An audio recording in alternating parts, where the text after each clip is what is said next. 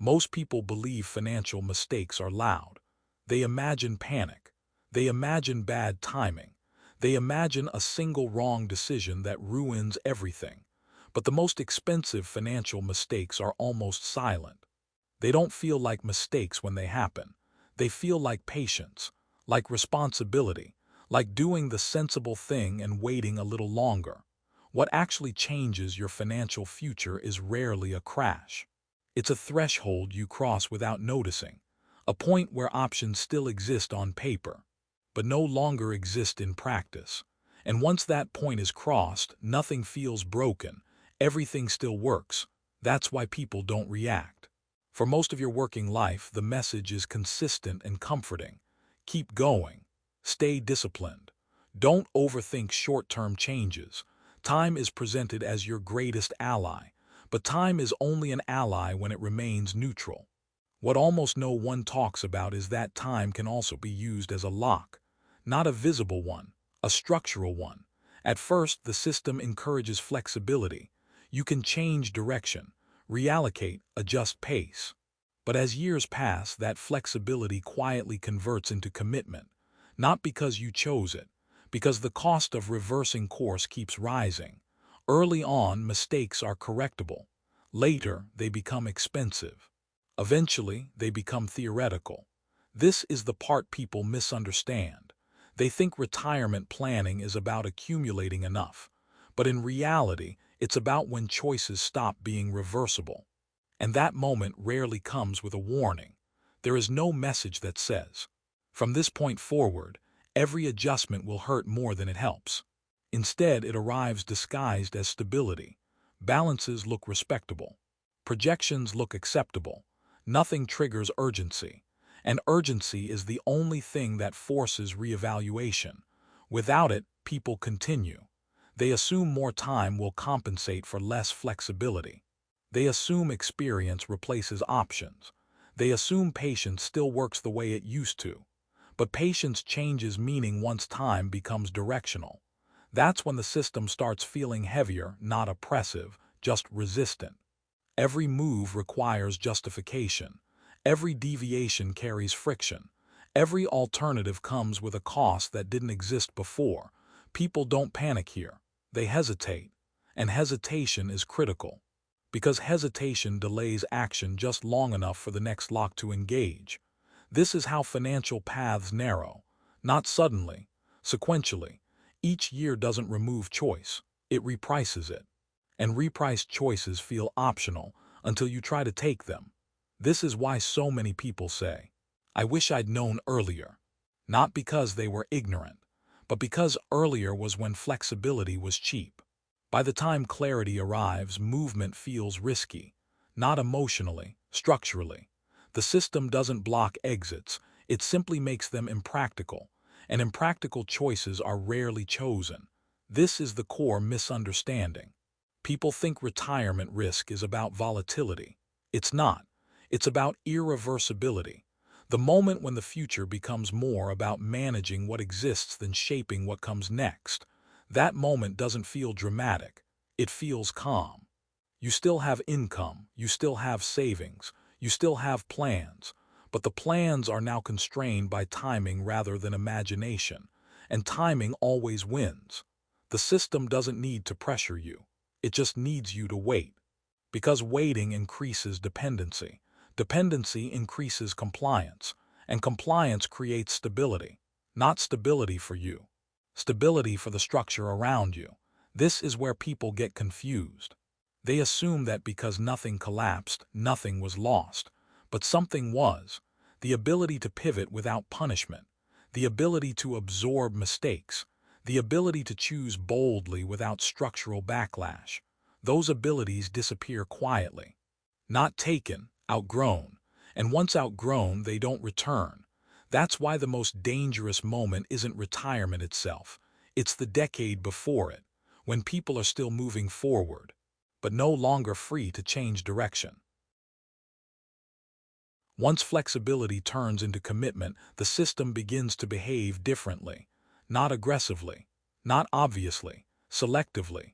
Rules that once felt neutral start reacting to timing. The same action produces a different outcome depending on when you take it. Early decisions are treated as exploration. Later decisions are treated as disruption. That distinction matters, because systems tolerate experimentation only when it doesn't threaten continuity. As time passes, the acceptable range of outcomes narrows, not because you chose less, because less is now considered appropriate. This is when people encounter the second lock, not the cost of change, the penalty of delay. Every year you wait, the margin for correction shrinks. Every adjustment requires more effort to achieve less effect. It's not that the system stops working. It's that it starts prioritizing predictability over possibility. At this stage, many people try to compensate by optimizing details. They search for better allocations, smarter timing, incremental improvements, and the system encourages this behavior, because optimization within the frame doesn't challenge the frame itself. People feel productive, informed, responsible, but optimization is not transformation. It refines the path you're already on. It does not create a new one. That's when the third lock quietly engages, complexity, not as confusion as fatigue. Rules multiply, thresholds overlap. Exceptions appear, disappear, then reappear under different conditions. Nothing is hidden. Everything is documented. But documentation doesn't equal accessibility. Understanding now requires sustained attention across years. Not a burst of effort, a lifestyle. Most people don't have that capacity. They are still working, still supporting others, still managing health, time, and energy. So complexity does its job. It doesn't forbid resistance. It postpones it. By the time resistance forms, it's already expensive. That's why the system doesn't need to deny responsibility. It emphasizes it. You are responsible for saving, responsible for planning, responsible for staying informed, but rarely empowered to question why the structure responds differently at different stages of your life. Responsibility is emphasized precisely when leverage is lowest, and leverage is what determines who adapts. The system adapts slowly. Individuals adapt quickly. That imbalance is the real issue. It's why people approaching retirement feel pressure without urgency, constraint without crisis. They sense narrowing but not collapse, and narrowing doesn't trigger alarm. It triggers caution. Caution leads to hesitation. Hesitation leads to delay. Delay locks in outcomes. This is not accidental. Systems built for long-term stability rely on predictable behavior near endpoints. They don't need dramatic compliance. They need consistent participation. That's why the years closest to retirement are treated differently. Options exist, but they are priced to discourage movement. Risk tolerance is reframed as irresponsibility. Flexibility is reframed as instability. The language shifts subtly. What was once adaptive becomes risky. What was once proactive becomes disruptive. And people listen. Because by now, they have too much at stake. Years of contribution, years of expectation, years of identity built around the idea of being on track. Walking away from that feels reckless, so they don't. They adjust instead. They accept trade-offs they would have rejected earlier. They lower expectations without consciously deciding to. They tell themselves they are being realistic, and realism becomes the final lock, because realism discourages imagination. It teaches people that alternatives are naive. That deviation is dangerous. That patience will eventually be rewarded, even when the conditions that once made patience effective no longer exist. At this point, retirement planning stops being about the future. It becomes about managing the past, preserving what's already been built, avoiding mistakes rather than creating opportunities. And once planning shifts into preservation mode, freedom quietly exits the conversation, not because it was denied, because it became impractical. The system doesn't need to convince you of anything. The reason these locks are hard to see is simple. They don't announce themselves as restrictions. They present themselves as consequences. Nothing is forbidden. Nothing is blocked. You are still allowed to act. But allowance is not the same as feasibility. The system benefits from this ambiguity, because when outcomes feel self-inflicted, accountability dissolves. People don't ask who designed the constraints. They ask what they should have done differently, and that question is far safer. This is how irreversibility hides in plain sight, not as force but as timing, not as denial but as repricing. Early in life, time absorbs mistakes. Later, time amplifies them. The rules don't change dramatically. Their effects do. That asymmetry is intentional. Systems that manage long horizons need endpoints that behave predictably. They don't want late-stage volatility. They want smooth transitions. So flexibility is encouraged when it's harmless, and discouraged when it matters. This isn't cruelty, it's optimization. By the time people approach retirement, the system no longer asks them to choose. It asks them to comply with what has already been chosen.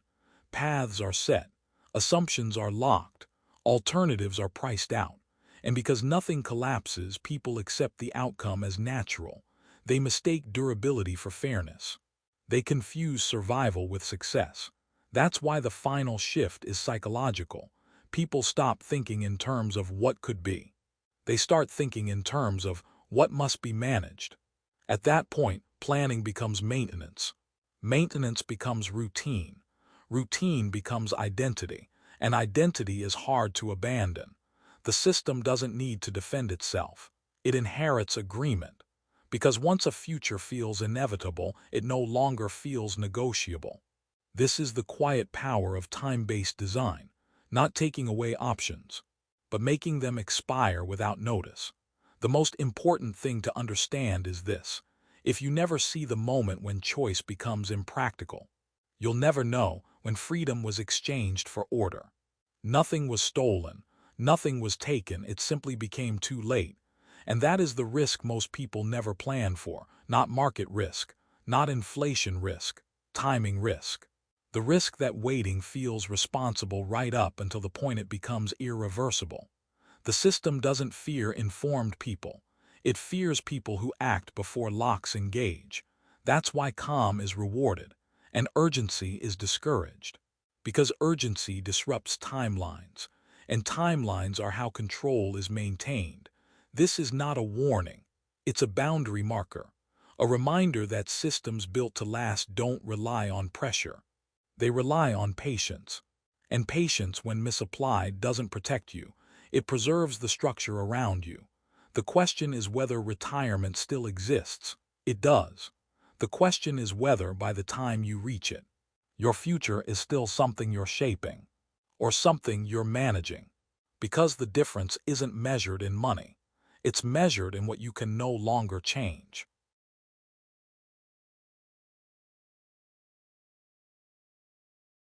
The final lock does not come from rules.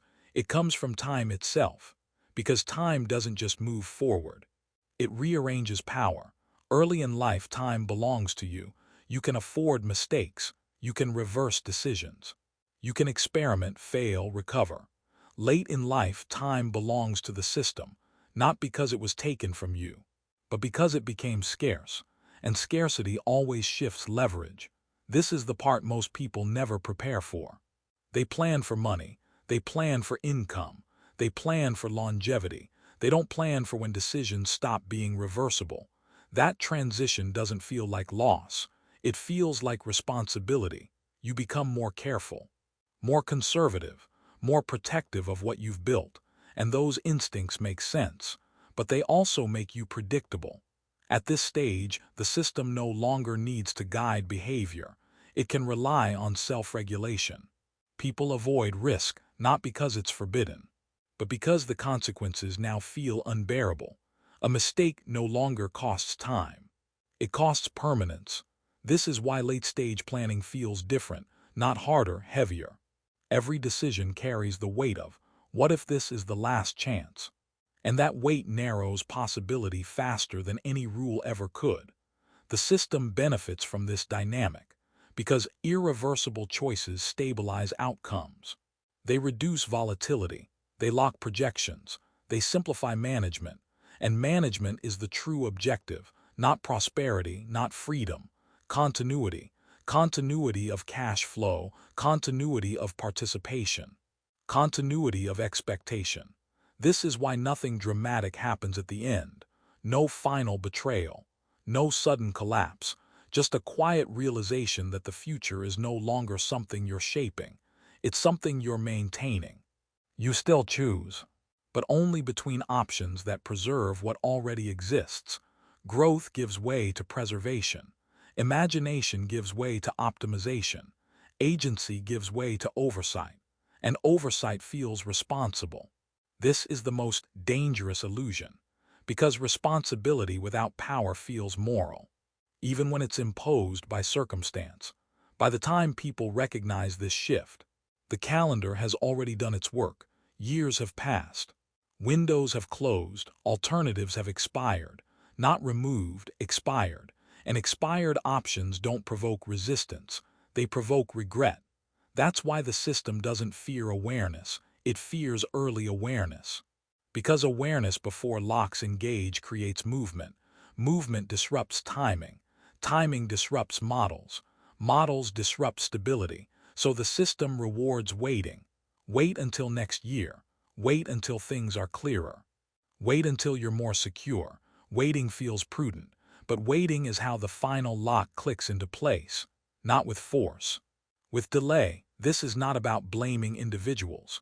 No one does this wrong. They do it patiently, responsibly, exactly as encouraged.